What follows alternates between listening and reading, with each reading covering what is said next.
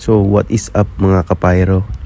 So here again, nagbabalik J Pyro 6200 at ngayong araw ay mag-unbox tayo. Actually nabuksan na ito lahat, na-check ko na. Ngayon ay papakita ko sa inyo kung ano yung mga napamili. So ayan, ito puro to yung LF na blue, nasa karton, mga small caliber ni LF. So, simulan natin dito. Ayun, Leto at Terra. Dalawa lang ata yung ano nito, variety. Tsaka ito yung pinaka small ng LF, yung Eros at Cupid. So, dalawa din. So, bali yung binili ko dito is tag-5 each variety. So, balik 15 peraso to lahat. So ayan, ayos muna natin para ma-display ko at mapakita lahat. Okay, on to the next box natin na bubuksan.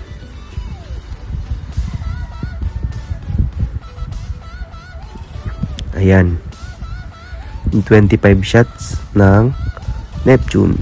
Actually ito tsaka yung Terra magkasing tangkad lang eh. So, meron tayo nitong dalawa na Neptune.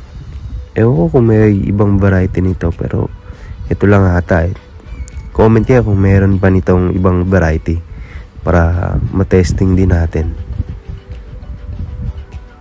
So, ngayon kuha tayo dito sa box. Susunod natin na item. Ito, small caliber ni Diamond, yung Warrior at Night Color. Ay hindi, Warrior din to, tapos yung isa is yan, Night Color. May dalawa pa yatang variety nito, hindi ko na order, kaya next month siguro kukuha tayo ng iba pang variety nito para kumpleto. Bali 3 Warrior, 3 Night Color yung nabili natin. So ito na, dito na tayo sa mga large, yung Dragon Eye of Osiris na Dragon Fireworks. So dito 2 piraso yung nabili ko. Okay, adjust natin. Tapos susunod, ayan, Happy Holidays ni Dragon. So dito 2 piraso din to eh.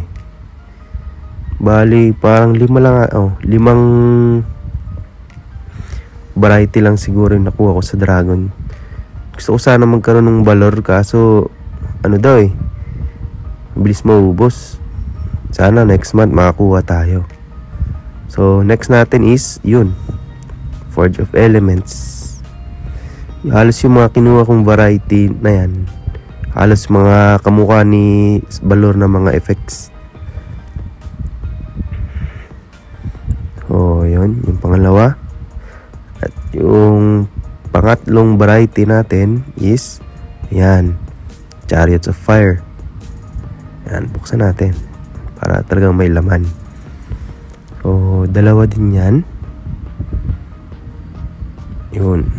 Tapos ang panghuli is ito, Midas Touch. Ganun din, 2.